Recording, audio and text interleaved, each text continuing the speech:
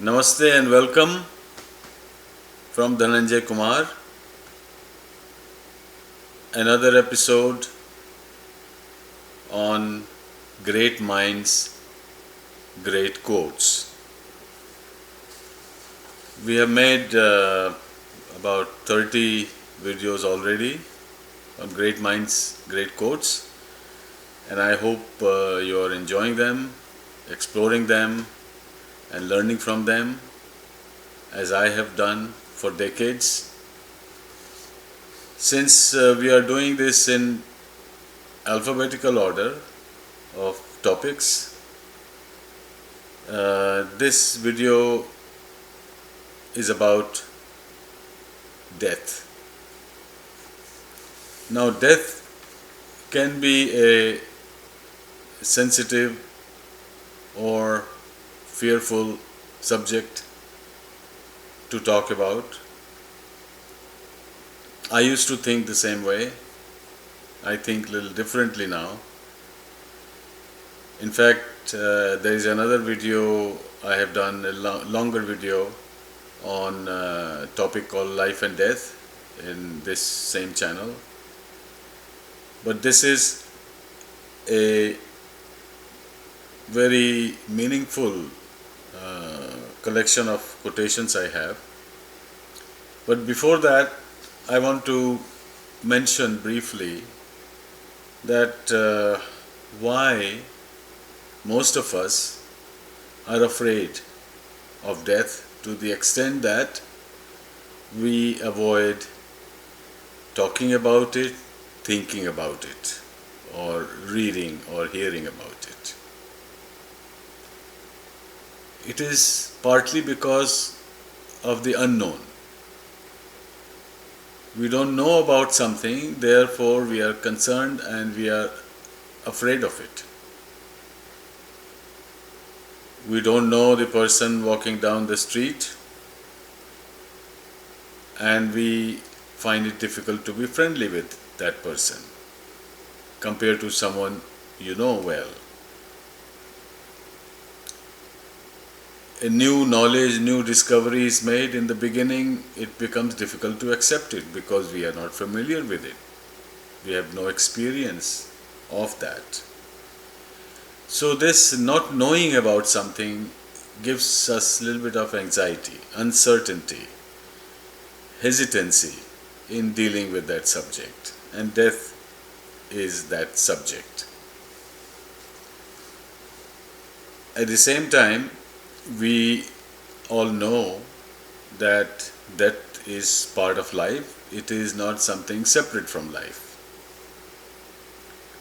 And every one born, even everything born,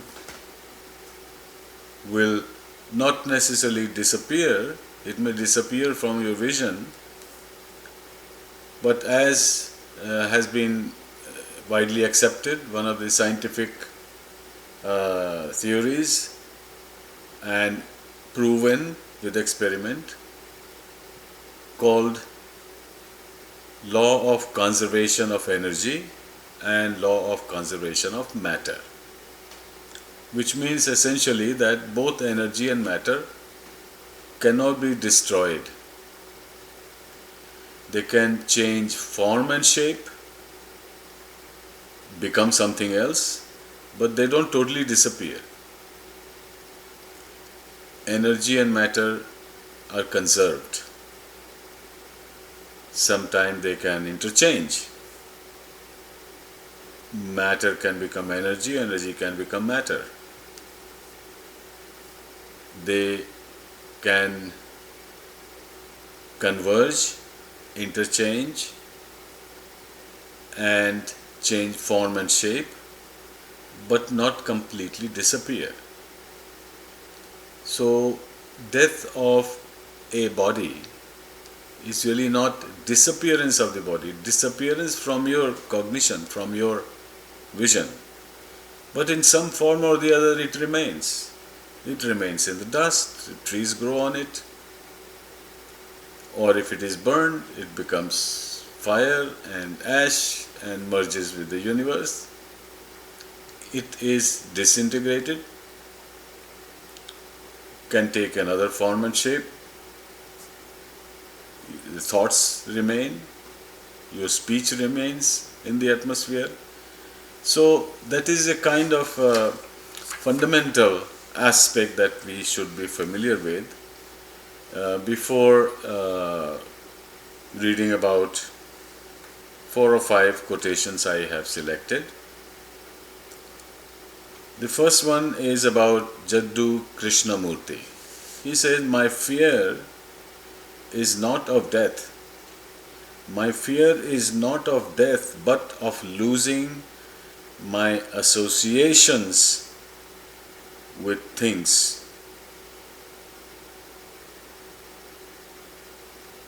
I cannot connect with someone or something in the same way. That's what I'm afraid of.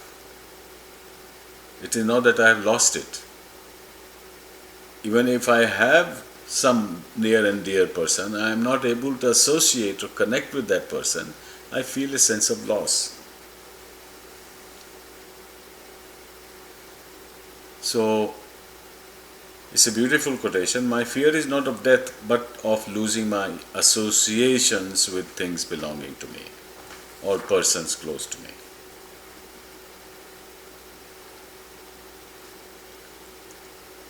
There is another one from Epicurus. "Death is nothing to us, since when we are, death has not come, and when death has come, we are not." In other words, one cannot have a direct experience of death.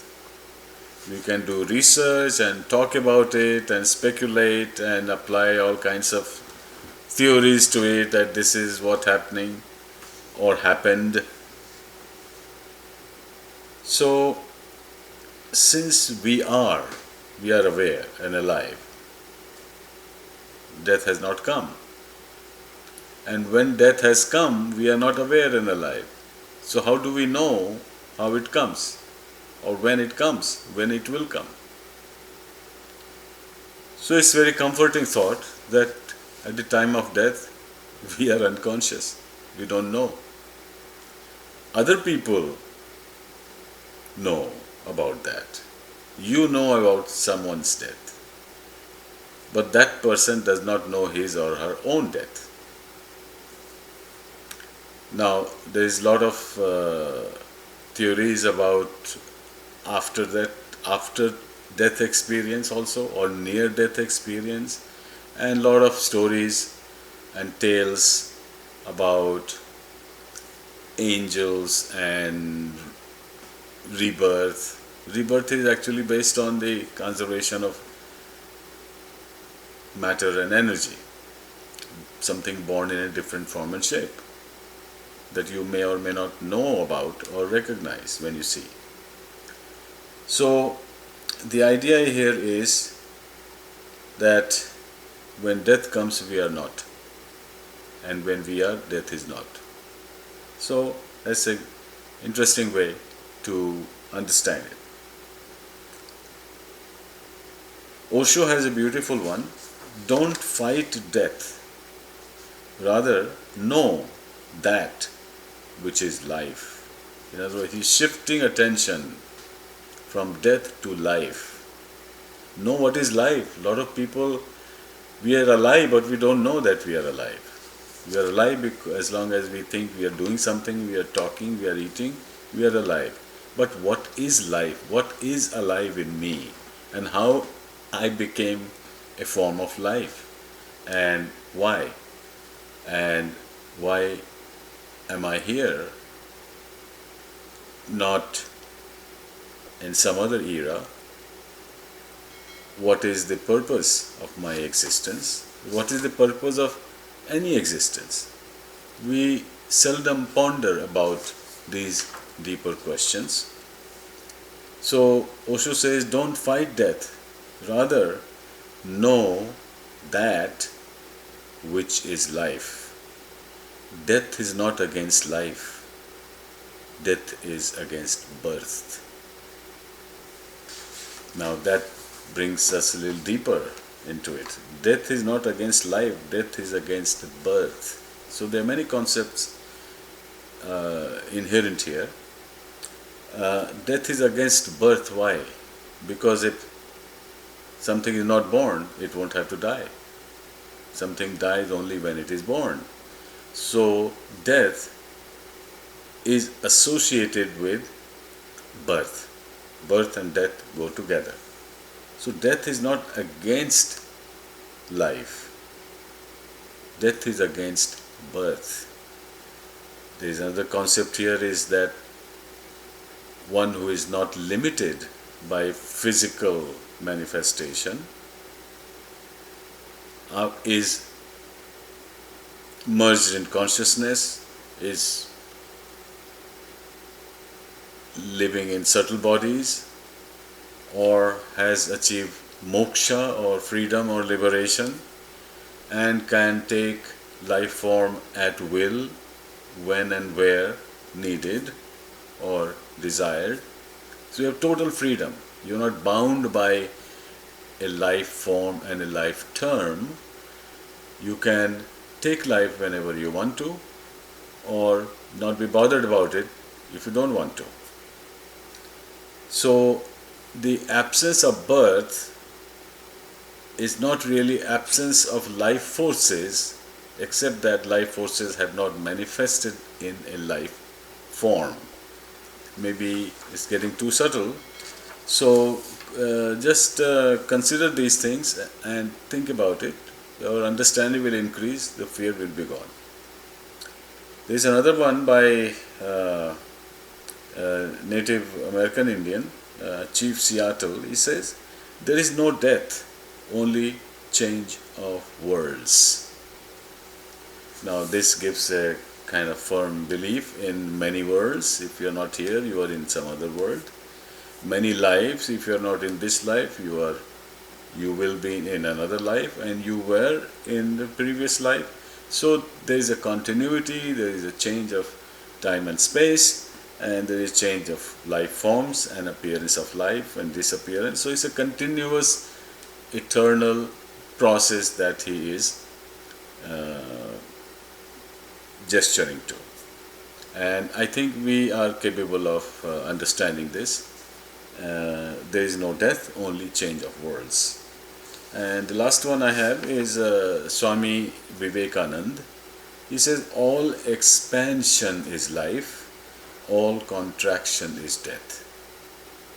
Here he defines all expansion, all movement is life, all contraction, all inertia, lack of movement is death. This is also related to yogic techniques, that when you expand or stretch, you inhale, you bring life force into. And when you contract, you shrink, you exhale. Your lungs expand, contract. Your diaphragm moves down and you breathe deeper, moves up and you breathe shallow. So there is a lot of techniques and concepts of pranayam also involved here. And of course Swami Vivekananda was a great yoga master. Similarly he says, all love is expansion and all hate is contraction. In other words, when you love, you become lighter and you expand.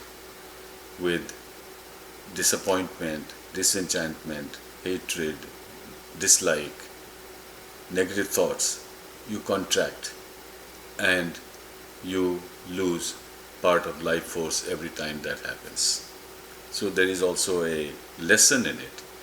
Live a free, light-hearted and elevated life. Feel light like air, not like a rock.